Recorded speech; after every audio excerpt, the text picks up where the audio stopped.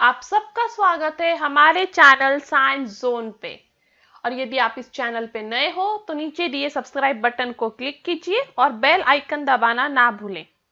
और यदि आपको हमारा टेलीग्राम ग्रुप ज्वाइन करना है, latest video notification, question papers, test series और नोट्स के लिए, तो नीचे लिंक में एक डिस्क्रिप्शन में एक लिंक है, उस पर क्लिक करके बस आपको हमारा टेलीग्राम ग्रुप ज्वाइन करना है। और यदि आपने हमारे कोई भी वीडियोस मिस किए हैं तो आप प्लेलिस्ट में जाके सारे वीडियोस देख सकते हो, या फिर ऊपर दिए आई बटन में कुछ वीडियोस के सजेशन है, उसे देख के भी आप हमारे वीडियोस देख सकते हो। और आज जो इस वीडियो में हम स्टडी करेंगे वो है एमएससीटी, आईआईटी जेईई और नीट के लिए green chemistry and nano technology. ये ग्रीन केमिस्ट्री और नैनो टेक्नोलॉजी जो चैप्टर है वो स्टैंडर्ड 12 से है, चैप्टर नंबर 16। बट ये चैप्टर फर्स्ट टाइम सिलेबस में इंक्लूड किया गया है, इसलिए इससे रिलेटेड कोई भी प्रीवियस ईयर क्वेश्चन अवेलेबल नहीं है। पर मैंने इस वीडियो में कोशिश किया है कि जो भी इंपॉर्टेंट क्वेश्चंस हैं, जो आ सकते हैं, जो प्रोबेबल हैं, उनको मैं इंक्लूड करूं। तो मैंने वही सारे क्वेश्चंस यहाँ पे इंक्लूड किए हैं। तो चलिए शुरू करते हैं फर्स्ट क्वेश्चन के साथ। Green chemistry is an approach to chemistry that aims to dash and dash on human health and environment। तो ग्रीन केमिस्ट्री जो है ह्यूमन हेल्थ और एनवायरनमेंट की तरफ, उसका क्या एम है वो यहाँ पे आंसर देना है आपको। तो पहला ह्यूमन हेल्थ की तरफ है मैक्सिमम इफिशियंसी, मतलब वो ह्यूमन हेल्थ को ज्यादा से ज्यादा सुधार सके, इसलिए मैक्सिमम इफिशियंसी होना चाहिए ह्यूमन हेल्थ की तरफ। और एनवायरनमेंट की तरफ होना चाहिए मिनिमम हजार्डस इफेक्ट, मतलब जो भी ग्रीन केमिस्ट्री करे उससे कम नुकसान हो एनवायरनमेंट को। तो ह्यूमन हेल्थ की तरफ ज्यादा इफिशियंसी और एनवायरनमेंट की तरफ कम हजार्ड, जिससे ऑप्शन बी करेक्ट है। Next, 12 principles of green chemistry aim: first, to minimize the problems of energy crisis; second, to reduce the impact of pollution; and third, to save natural resources। तो जो 12 principles है green chemistry के, वो इनमें ये तीन में से किसकी तरफ वर्क करता है? तो ये एक्चुअली तीनों की तरफ वर्क करता है, क्योंकि एनर्जी के प्रॉब्लम को सॉल्व करने के लिए ग्रीन केमिस्ट्री काम करता है, दूसरा पॉल्यूशन रिड्यूस करने के लिए काम करता है, और तीसरा पॉल्यूशन और एनर्जी क्राइसिस सॉल्व हो जाए तो नेचुरल रिसोर्सेज तो ऑटोमेटिकली सेफ हो जाएंगे। इसलिए यहाँ पे तीनों स्टेटमेंट करेक्ट है, इसलिए ऑप्शन डी करेक्ट है। नेक्स्ट,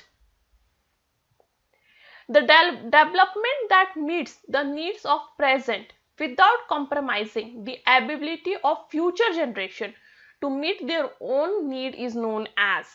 तो ये एक्चुअली डेफिनेशन ही है डायरेक्ट सस्टेनेबल डेवलपमेंट का।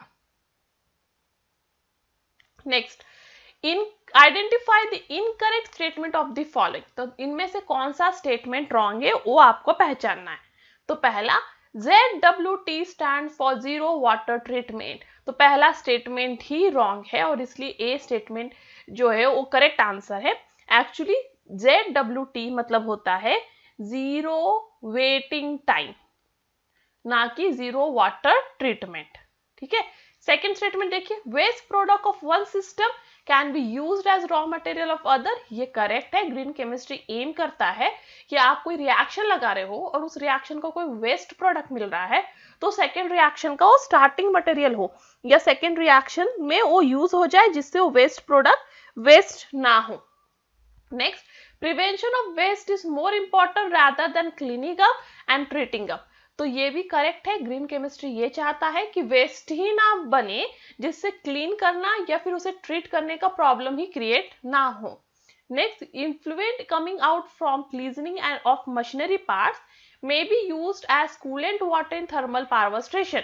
तो ग्रीन केमिस्ट्री इस पे भी वर्क करता है कि जो भी आप मशीनरी जो इंडस्ट्रीज में यूज करते हो, उसको क्लीन करते वक्त जो बाहर इन्फ्लुएंट आ रहा है, मतलब जो वेस्ट वाटर आ रहा है, उस वेस्ट वाटर को आप थर्मल पावर स्टेशन में यूज कर लो। तो एक्चुअली ये तीनों भी तीन प्रिंसिपल्स हैं ग्रीन केमिस्ट्री के। Next, the formula of percent atom economy is. तो परसेंट एटम इकोनॉमी का करेक्ट फॉर्मूला क्या है? तो वो है percent atom economy is equal to formula weight of the desired product divide by formula weight of the reactants used in the reaction into 100. Next, Drath and Frost developed a green technology for the synthesis of adipic acid from. तो इन्होंने adipic acid किससे बनाना जो synthesis शुरू किया था, glucose से। तो ये ड्राथ एंड फ्रोस्ट जो है वो ग्लूकोज को एडिपिक एसिड में कन्वर्ट करते थे। Next, dash can be categorised as being solvent, मतलब यूनिवर्सल सॉल्वेंट, मतलब सबसे अच्छा सॉल्वेंट जिसमें कुछ भी हजार्ड ना हो, तो ऑब्वियसली आंसर है water. Next, the catalyst used in hydrogenation of oil is, तो ऑयल के हाइड्रोजनेशन के लिए जो कैटलिस्ट यूज किया जाता है वो है निकेल। तो निकेल क्या करता है, ऑयल का डबल बॉन्ड जो है उसको हाइड्रोजनाइज करके सिंगल बॉन्ड में कन्वर्ट कर देता है इन the presence of H2 gas. Next, Fischer-Tropsch process involves the use of dash as a catalyst, तो इनका प्रोसेस क्या यूज करता है, cobalt and thorium alloy as a catalyst. तो ये आपको ध्यान रखना होगा, इस प्रोसेस में कोबाल्ट और थोरियम अलॉय यूज होता है। Next, which of the following is believed to contain phthalates that interfere with hormonal development, तो ये सारे पॉलीमर्स के एग्जांपल हैं और इनमें से कौन सा ऐसा पॉलीमर है जिसमें थैलेट्स होता है जो हार्मोनल डेवलपमेंट को अफेक्ट कर सकता है बायोलॉजिकल सिस्टम में, वो है PVC, that is polyvinyl chloride. Next, identify the correct statement from the following. पहला, the green chemistry helps to increase capital expenditure, ये रॉन्ग स्टेटमेंट है। एक्चुअली ग्रीन केमिस्ट्री हेल्प करता है रिड्यूस करने के लिए, मतलब कोई भी रिएक्शन में जितना खर्चा आ रहा है उसको रिड्यूस करने के लिए काम करता है, ना कि इंक्रीज करने के लिए। Next, green chemistry helps to reduce the use और जनरेशन ऑफ हजार्डस सब्सटेंसेस, तो ग्रीन केमिस्ट्री रिएक्शन में हेल्प करता है कम करने के लिए या स्टॉप करने के लिए कि हजार्डस सब्सटेंस मतलब टॉक्सिक सब्सटेंस बने ही ना रिएक्शन में, तो ये करेक्ट स्टेटमेंट है। Next, green chemistry promotes manufacturing process to maximise any negative environmental effect, तो ग्रीन केमिस्ट्री एक्चुअली नेगेटिव मतलब खराब एनवायरमेंटल इफेक्ट को मिनिमाइज करने की कोशिश करता है, ना कि मैक्सिमाइज, इसलिए ये भी कम गलत है। Green chemistry is not useful in protection of ozone layer, ये भी गलत है। ग्रीन केमिस्ट्री हेल्प करता है ओजोन लेयर को प्रोटेक्ट करने के लिए, इसलिए यहाँ पे ओनली सेकेंड स्टेटमेंट राइट है, that is option C. Next, the size of nano materials ranges between, तो जो साइज है नैनो मटेरियल का वो रेंज है 1 नैनोमीटर से लेके 100 नैनोमीटर तक। Next, identify the incorrect statement regarding nano material, तो नैनो मटेरियल के बारे में इनमें से कौन सा स्टेटमेंट इनकरेक्ट है मतलब रॉन्ग है। पहला, the properties of nano materials change as a function of size, ये एक्चुअली करेक्ट स्टेटमेंट है। तो जैसे जैसे नैनो पार्टिकल का साइज चेंज होगा उसके प्रॉपर्टी भी चेंज होंगे। Next, nano particles possess unique magnetic and electrical property, ये भी करेक्ट है। Nano particles are larger than bacteria cells but smaller than tennis ball, ये रॉन्ग है, they are even smaller than some cases then bacterial cell. And the term nano means dwarf, ये Greek में dwarf, तो ये भी correct है। तो nano actually Greek word है जिसका मतलब है ड्राफ्ट, मतलब बहुत छोटा, तो यहाँ पे आंसर है option C. Next, the color observed in case of elemental gold at bulk is different than the gold particle at nanoscale. This can be categorized as dash property of nanomaterial. तो आप gold को bulk में मतलब आप gold का जो jewellery देखते हैं उसका कलर टोटली डिफरेंट है गोल्ड के नैनो पार्टिकल से। तो गोल्ड का नैनो पार्टिकल एक्चुअली कुछ रेडिश कलर का होता है और बल्क में मतलब बहुत सारा गोल्ड एक साथ होता है, जो ज्वेलरी आप है वो गोल्डन कलर का है। तो ये प्रॉपर्टी को आप किस में कैटेगराइज करोगे, ऑप्टिकल में। Next, When bulk material is subdivided into a group of individual nanoparticles, then the total volume dash with dash in collective surface area. तो यहाँ पे याद रखें, जब आप बहुत बड़ा एक सब्सटेंस ले रहे हो और उसको नैनो पार्टिकल में जो है ब्रेक डाउन कर रहे हो, तो उसका वॉल्यूम सेम रहेगा, उसमें कुछ चेंजेस नहीं हो सकता, but surface area obviously increase हो जाएगा। तो आपको पता है कि क्रिस्टल शुगर जो है उसका सरफेस एरिया कम है, पर पाउडर शुगर का ज्यादा है। तो कोई भी सब्सटेंस पाउडर में या महीन चीजों में डिवाइड कर दिया जाए, उसका ऑब्वियसली सरफेस एरिया इंक्रीज होता है। तो यहाँ पे करेक्ट आंसर है option B, volume remains same and surface area increase. Next, which of the following nanoparticles is effectively used in photocatalyst? इनमें से कौन सा नैनोपार्टिकल फोटोकैटलिस्ट में यूज होता है? वो है zinc oxide. Next, nano material based catalyst dash. Nano material based catalyst जो होते हैं वो रिसाइकल किए जा सकते हैं। Next, the diameter of colloidal particles ranges between. तो जो कॉलाइडल पार्टिकल का डायमीटर है, साइज है, वो है 1 नैनोमीटर से लेके 100 नैनोमीटर के बीच। Next, sol gel process is based on dash reaction. तो जो सोलजेल प्रोसेस है वो एक्चुअली इनऑर्गेनिक पॉलीमराइजेशन पे बेस्ड है। तो ये सब आपको लर्न करना होगा। Next, aging of gel means the gel transforms into.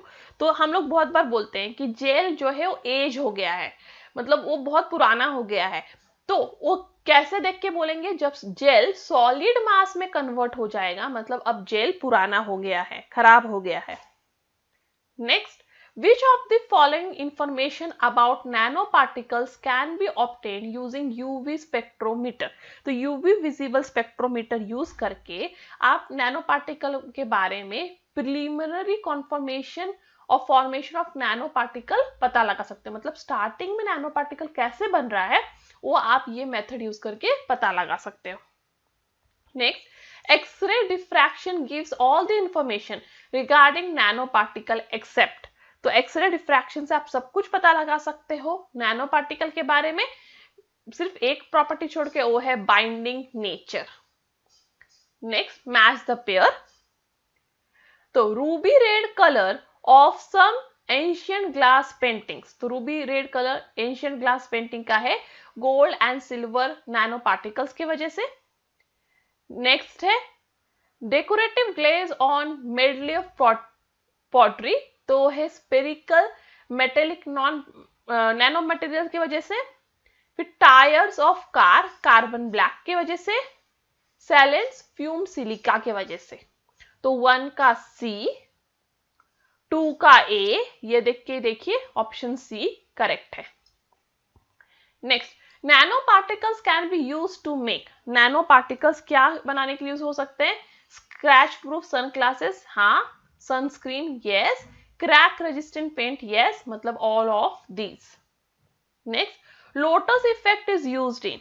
तो एक्चुअली लोटस इफेक्ट जो है वो सेल्फ क्लीनिंग इफेक्ट है, मतलब कुछ भी सरफेस अपने आप को खुद ही क्लीन कर सकता है, हमें जाके क्लीन करने की जरूरत नहीं है।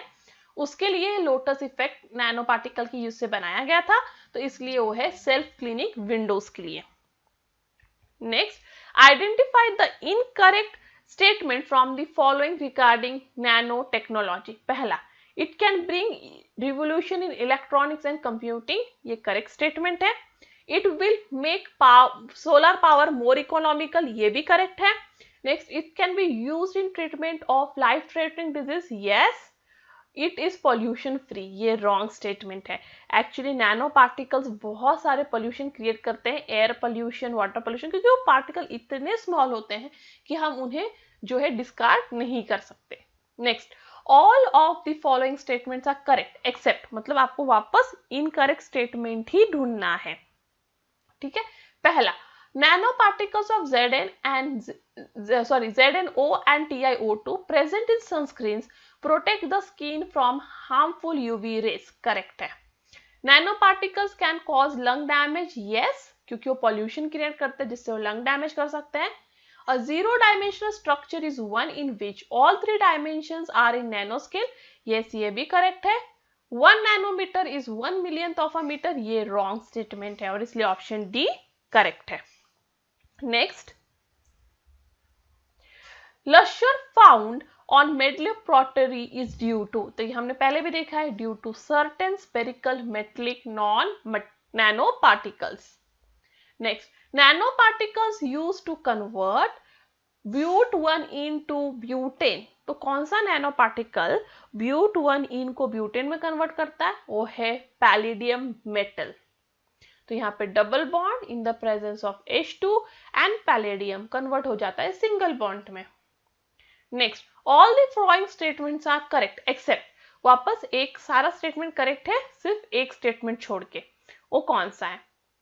पहला, the synthesis of nanoparticle by colloidal dispersion involves bottom up approach, ये भी सही है।